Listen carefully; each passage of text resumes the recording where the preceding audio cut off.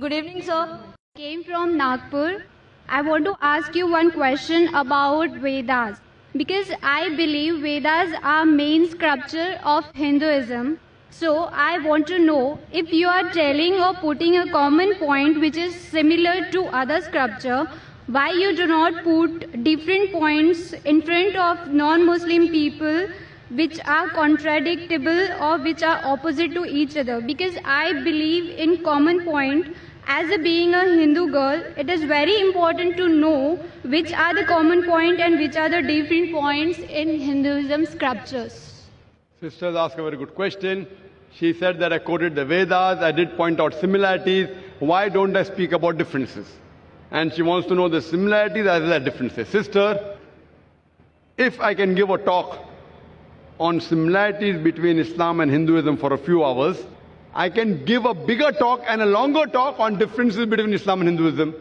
But the reason I chose to speak about similarities, because that is the advice given by my Creator Allah subhanahu wa ta'ala in the Quran, in Surah Al-Imran, chapter number 3, verse number 64, which says, Kul ya ahlal kitab, say, O people of the book, ta'alaw ila kalimatin sawa'im bayna baynakum, come to common terms as between us and you. Which is the first term? Allah na'budu illallah, that we worship none but Allah. وَلَا نُشْرِكَ بِهِ شَيْئًا, that we associate no partners with Him. وَلَا يَتَّخِذَ بَعْضُنَا بَعْضًا أَرْبَابًا مِّن دُونِ اللَّهِ, that we erect not among ourselves lords and patrons other than Allah. فَإِن تَوَلَّوْا, if then they turn back, فَقُولُوا شَهِدُوا, say ye bear witness, بِأَنَّا مُسْلِمُونَ, that we are Muslims bowing our will to Allah subhanahu wa ta'ala. This verse of the Quran shows us a way how to speak with different kinds of people. Come to common terms as between us and you. Which is the first term? The most important term is Allah na'budu illallah, that we worship none but one Almighty God. Regarding differences, sister, I can give a talk for hours together about differences. Not that I can't, but it will bring animosity. Maybe it will hurt the feelings of someone. That we may be forced to do during a debate. When there is a debate, for example, I had a debate with a person by the name of Dr. William Campbell. Have you heard that talk, sister? Yeah, I have seen your videos. So that talk was talking about differences between Christianity and Islam. Why? He wrote a book saying there are 30 scientific errors in the Quran. And for 8 years, no Muslim replied. In USA, it became a hot seller. So the students of US, they called me and we had a dialogue. The topic was Quran and Bible in the light of science. Whatever allegations they had against the Quran, I replied to all. I posed 38 points from the Bible which is against science. He could not reply to any. So in a debate I may have to do that. If I have a debate with a Hindu scholar who says that Vedas are completely with science, so then I can talk about the unscientific things. But if I talk about differences, maybe you may feel offended. So if you want to go on a higher level, surely you can ask queries at IRF. We'll give you all the things. But in public, I personally don't want to talk about contradictions unless someone forces me. Not that we aren't aware. But if you know the similarity, what I'm telling you, let us agree to follow what is common. So what I tell the people, what is common in the Vedas, in the Bible, in the Quran? Let everyone agree that at least one book is the word of God. Hindus will say, Veda is the word of God. Christians will say, Bible is the word of God. Muslim will say the Quran is the word of God. I tell them a thing which everyone wouldn't mind agreeing. Let us agree to follow what is common.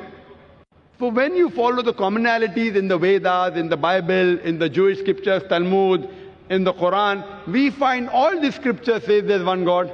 All the scriptures say the last and final messenger, Prophet Muhammad, peace be upon him. So I'm asking you, sister, why don't you believe in one God? I want to ask you the question, sister. Do you believe there's one God? Yeah, I believe in one God. Do you believe, and do you believe, sister, that the last and final messenger is Prophet Muhammad, peace be upon him? Just because I am asking you the question, because it is very difficult to understand Quran and Vedas, and I am so much confused which scripture is more important for me to achieve to the God.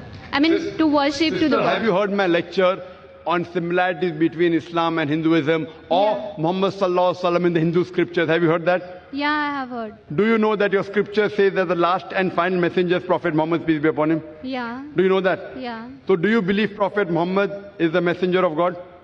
Yeah, definitely. Do you believe? Yeah. So if you believe there's one God, and you believe that idol worship is prohibited, And if you believe that Prophet Muhammad is the last messenger, in Arabic we call you as a Muslim.